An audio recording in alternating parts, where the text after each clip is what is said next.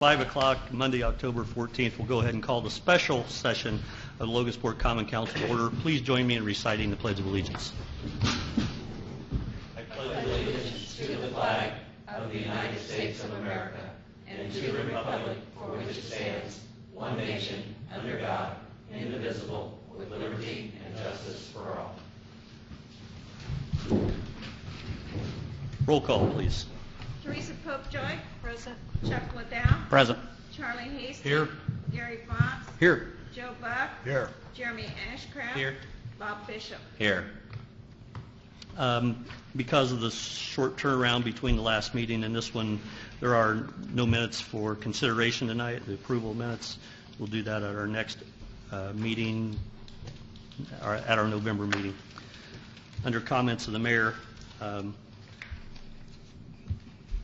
I wanted to bring up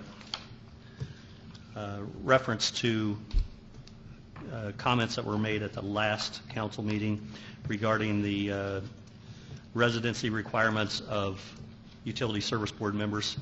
I'm going to quote from Ordinance 7813, Section 2. No less than 3 members of the utility service board shall be residents of the city of Logansport. That means no less than 3. It's pretty plain. You can have 5 if you want to, but no less than 3. I think there's a severe injustice that's taking place by accusing one utility service board member of doing something improper. I think knowing the history and doing the research on the utility service board as I have, I think these people know exactly what they're doing and what they're trying to do, and it's just not fair. No more comments of the mayor. Are there any petitions or comments of citizens? Yes, please come forward.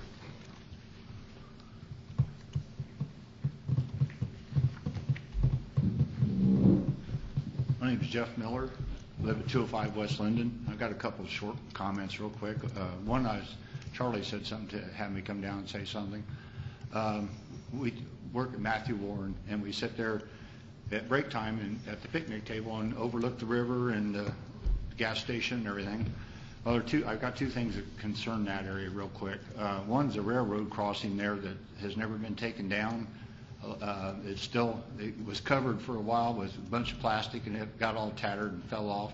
Well, every time a truck comes from out of town, a tanker truck carrying chemicals or fuel, he tries to stop there, which he's supposed to do by federal law. And then you got other trucks coming down the hill or going up the hill that's got to, if they're not paying attention, you've got an issue there. And you've got the same thing on 3rd Street, and you've got the same thing on 6th Street also. There's railroad crossing signs. There's no longer railroad crossings. I just think, it'd be nice if you get those eliminated. The second, and I think the most important thing is, we were there taking a break and was watching, and the Metro ambulance pulled up there at the trailhead, parked. The 2 guys, a guy and a gal, get out. They walk around the back of the ambulance, get their fishing tackle out, and go down to the river and go fishing. Now, I don't mind somebody taking a break because that's what we were doing. But how sanitary is that when they go back and get back in the ambulance and put their fishing tackle back in the back of the ambulance? And if they get called on a run, say an accident or something, I wouldn't have my dog back there if it was bleeding, with fishing tackle, muddy shoes, fish on your hands and stuff. I just, to go along with what you guys were saying about the service, it's very, very poor. Very, very poor. And they were on, I could see somebody take a break. I got no problems doing that. But that's just very poor. Third comment real quick is the 2 construction sites, with the phone companies out there by Marsh. They've got 2 great big acetylene tanks laying on their side, on the sidewalk. That's been laying there for about a week.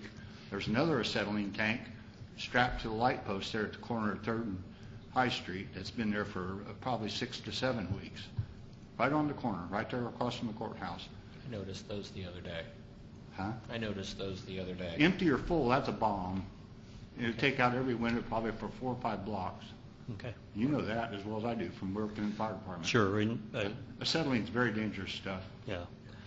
First time hearing of it right now, and I appreciate you letting me know. I will send the fire department there tonight I called the tomorrow. police department about 2 weeks ago about Okay. the one on 3rd, and then since then, these other two have appeared over there by Marsh, not to mention the piles of trash they leave laying around and their equipment they leave out. But the acetylene tanks, that's a bomb. They'll have a car, they will have a visitor from the city there tomorrow asking them to clean up.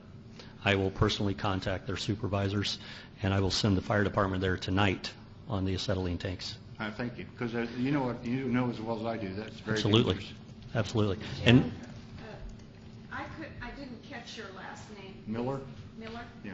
Thank Yeah. you. And one other thing, on the railroad crossings, 3rd Street, 6th Street, and Michigan Avenue are all governed by the state. So I'll be in touch with the NDOT, with the LaPorte District and NDOT, and ask them to address the railroad crossing I wondered signs. I figured they were the state had some control over it, but you know, that's been dead and gone for a long time. And that one on Michigan Avenue, we sit there every day, take our break and watch, and every day there's a semi come down there, a fuel tank, you know, a fuel truck or hazardous chemicals, and they have to stop by federal law. Okay. And they do, you know, and then if there's somebody else coming down the hill that's not paying no attention, you know, it's not a real safe situation. Okay. We'll address all those tomorrow with NDOT. We'll address the safety concerns with the acetylene tanks tonight with the fire department, as well as code enforcement on the trash first thing in the morning. Okay, because, All right. you know, I just know from handling acetylene, you know, that's something you just don't take lightly. You know, you don't leave it sitting out, and especially if you've got a residential construction area, just leave it laying around, you know. It wouldn't take anything for somebody to come along and knock the cap off of it and knock the head off of it. Even the oxygen tanks are very, very dangerous. They're like a rocket. So, thank you. We'll be on it. Thank you very much. Thank you. Charlie told me you guys didn't get breaks over there at Matthew Warren. Are there any more petitions or comments of citizens? All right, hearing none. Are there any reports from committees, boards, or commissions? Under old business, there is none. I'm sorry, under old business. Second reading of ordinance 2013-41. Councilman Bishop, please.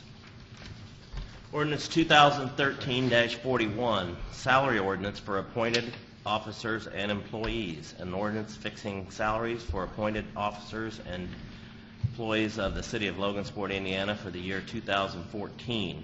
Your Honor, I call for a vote on ordinance 2013-41. Second. It's been moved and properly seconded. Is there any discussion? Yes, there is. I've got some. I want to explain to the council why we're here. We took this ordinance up at the last council meeting, and there was a motion to suspend the rules.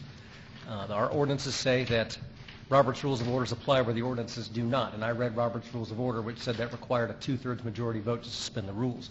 Councilman Liddell pointed out that he thought that it took a unanimous vote, and I did not understand where he was quoting that from. He was quoting from an ordinance, and right after the votes were taken, I looked up that ordinance and discovered that, in fact, he was right and I was mistaken. We could not vote to suspend the rules because there was not a unanimous vote. In fact, there were 2 votes against suspending the rules. The ordinance is 2-81 section L, which says no ordinance shall be passed on the same day or at the same meeting that it is introduced except by unanimous consent, and then only in case there are present and voting at least 2/3 of all the members elected to council. So we were not able, or I guess it was the vote to suspend the rules and to pass those ordinances, the 2 ordinances on the schedule tonight, at first reading is void because of the votes that were taken with 2 members voting against suspending the rules. Therefore, and in compliance with ordinance 2-81, we're back for a second reading. Okay. Is there any more discussion? Councilman Bishop. Yeah, I just want to say that since we're taking a vote here on the salaries, you know, this has kind of been a little bit of a tough decision for me. I wasn't in strong support of a 5% raise in 1 year, but you know, after I've thought about it more and more, I look at it as the employees are getting a very good raise. So in order to do that, I feel like, you know, we would have to do something also big for the taxpayer. And I believe that we are doing that by, for the first time, eliminating the trash tax that was created back in October 4th, 2010, the 7-0 vote from the council. So actually by repealing the trash tax, that's about approximately a $900,000 cost to the city, the taxpayers. And the employee raises for 5% come out to, I guess, about $250,000. So when it comes down to it, the taxpayers are really getting 3 times of the cut that's costing from the employees. So with that in mind, I think this budget is a very good budget. We've done a lot for the employees and the taxpayers at the same time.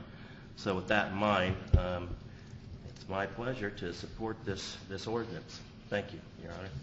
I'd just like to Go ahead. bring something to your attention. If you remember, at the last minute, the amount of $22,000 was placed into the police department. That doesn't appear here, but I felt it necessary to put in the extra office help so that we could set the salary. It's part-time work, and it's from $7.25 an hour to $10 an hour for his department. His $20,000 doesn't appear here for the extra help line because it is just that. But that was in on the budget. We based it at $22,000, and that's what he had asked for the year before, and it was taken out. So in short, under police department, the very last line, extra office help, has been there, but it just wasn't on last week's ordinance. It didn't appear. It was just omitted. So the only thing that changed from last week to this is wanted to clarify that extra office help has been added, just to clarify that it is there. It doesn't reflect a change to the budget. The money was already appropriated. It just wasn't spelled out in the salary ordinance as it is now. Is there any more discussion regarding ordinance 2013-41? Since we approved that one last week without it in there, do we need to amend it reflecting that, or are we all right with it? It's according to my outstanding legal counsel, it's cleaner to amend it. So why don't we add that as an amendment? Okay, I'd like to make an amendment prior to voting on 2013-41 that we add a line item under the police department at extra office help with a minimum pay of $7.25 an hour and a maximum pay of $10 an hour. Second. It's been moved and properly seconded. Is there any further discussion on the amendment? Hearing none, we'll call for the vote on the amendment. Chuck Liddell, Yes. Teresa Popejoy, Yes. Charlie Hastings. Yes. Gary Fox. Yes. Joe Buck. Yes. Bob Bishop. Yes. Jeremy Ashcraft. Yes. Ordinance 2013-41 has been amended on a vote of 7 in favor, 0 opposed. Now ordinance 2013-41 in its entirety. I got a question real quick before we go there. Under clerk treasurer part-time, is that supposed to be $10 instead of $8.92?